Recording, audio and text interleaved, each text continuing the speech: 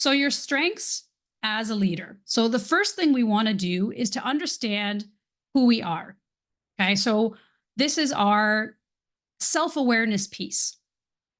Okay. So we use, I know Dan talked about behavioral models. We use the DISC model in our program. So that's what we start all of our clients with, to really give them a good understanding of, kind of how they tick, what their preferences are, how they like to communicate, how they like to receive communication, which in turns help them start to recognize others. And this is where you can start to identify where you need to adapt.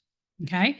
So even if you haven't done a DISC report, we're going to walk you through some general traits that'll help you kind of place yourself.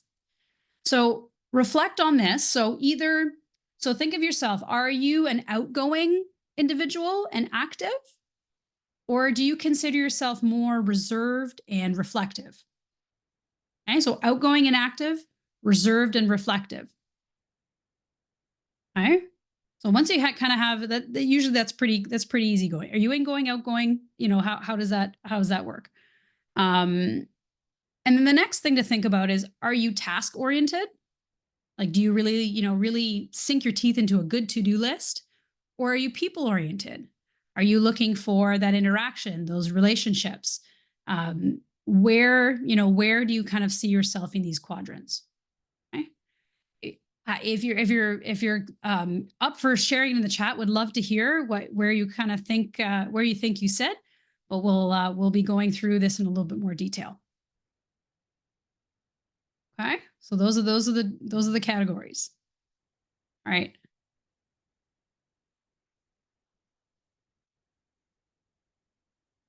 So from here, this is where we've got. So that's kind of, this is our DISC profile. So this is where you're kind of seeing those particular categories. So if you look at your outgoing, right, this is where we have our dominance and our influence folks. Reserved and collective, these are our conscientiousness and steadiness folks. Okay. And our task-oriented folks are our dominance and conscientiousness. And our people-oriented folks are our influence and steadiness. So keep that in mind as we go through these particular traits. And Dan, I'll hand it over to you. Okay, thanks, Julia. I just want to point out that if you start researching the DISC model, you might find all sorts of different representations of this chart from different companies. Everybody likes to put their own sort of spin on it, but basically the core always stays the same. You have a D, I, S, and a C. And they may put them in different positions. Some will even use different colors, but this is the one that we use. And we use it because it's a simple, easy to understand model that has proven to be very consistent in its millions of uses. And I know personally, I've done the DISC assessment several times, and it's very consistent in how it describes my characteristics. I won't tell you what they are just yet, but we'll get to that point at some point. Basically, it's a 4-quadrant model where you have the 4 different personality types. Now, just the other point is that we use what we call a 3D assessment, which is a little bit more comprehensive. It's not only the DISC assessment that explains your communication preferences and behavior style, but it also has a values assessment and a teams orientation and what they call a power DISC, which tells you how where your strengths and weaknesses may lie in terms of leadership. So it's a very comprehensive assessment. So let's take a quick look at each of these quadrants. So we'll talk about the dominant style. These are the action-oriented, very competitive, assertive types who just, their motto is, let's get it done. They want to move fast and make things happen. They value their autonomy and they aspire towards leadership. Very often, they want to be at the front of the pack. And they want to be recognized for their achievements. But they also have fears, and they fear a loss of control. They want to be in control of things. And if they aren't, they get very uneasy. They can't stand being disorganized in any way, shape, or form. And they're afraid that if those things happen, then they'll start to lose respect from their colleagues. So they're the people who can be very intimidating in a workplace when they want to be, but they have a skill set of their own that makes things happen and gets things done. Then we'll move on to the influencer style. That's the top right quadrant of our model. Influencers are the social type, the social butterflies in the workplace. They love people and networking and small talk and they're the typical party planners in a workplace. They are creative and they're very skilled in language, so they can be very persuasive in making arguments. But basically, they want to have fun while they're doing it.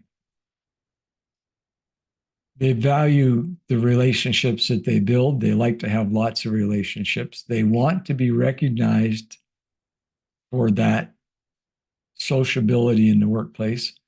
And they can be very flexible. In fact, they like being involved in many things at once. They do have fears. One of those fears, obviously, is rejection. If they crave social activity, they don't want to be rejected from a group. They don't like being bored, and they desperately don't want to lose any influence. They see themselves as being the one who can influence the group through their interactions. Then we go down to the bottom right, which are still people-oriented, but these are the introverts. They're steady as they go kind of people. They tend to be reserved, but they are great listeners and they're really good team players. Their motto tends to be, let's do it together. They want the whole group involved all the time. They value being helpful to everyone. They love the harmony that exists in a group, and they can be very patient, but they don't like conflict at all. It makes them very uneasy.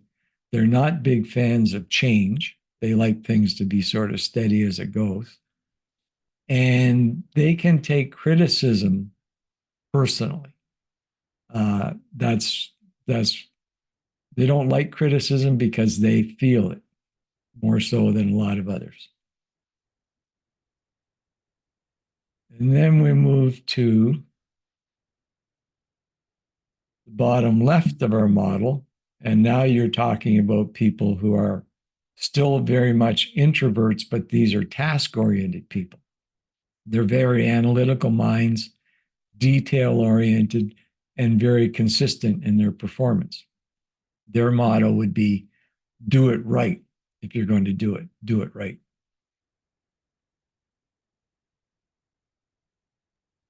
Okay. So they So value their integrity, personal integrity. They value always being accurate, and they always strive for excellence. And their greatest fears are chaos. They get very uneasy in a chaotic work environment.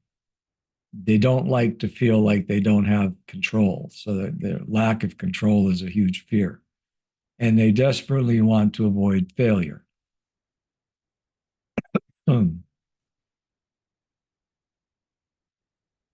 So those are basically a quick snapshot of the four quadrants of the DISC model and the different personality styles. And I'm hoping that with that little information, you can start to recognize yourself and maybe some of your colleagues in those models. yeah, so can you see how really studying this and really understanding one where you fit in this quadrant, and then seeing where kind of your colleagues and your team members kind of fit, you start to have that information on the differences, right? So can you see how working on this over time can really help you build that trust and build that relationship? We're going to talk about the specific communication styles in just a moment, but can you start to see that, right? Now, one thing, so, think about which quadrant really describes you, right? And keep in mind where others might fit in this. Now, one thing I really want you to note here is the fears of each of the styles, because this will be sort of your hook in terms of being able to identify the other styles, because human behavior typically operates from a place of fear. And so if we look at, conscientiousness, they are terrified of chaos. So they are going to be the ones that are going to be super organized. They're going to look for structure. They're going to look for, ways to put things in order to avoid chaos. Like another example, just going back to dominance, because I think this one's a really important one, because I know the dominant style can really rub a lot of these styles the wrong way.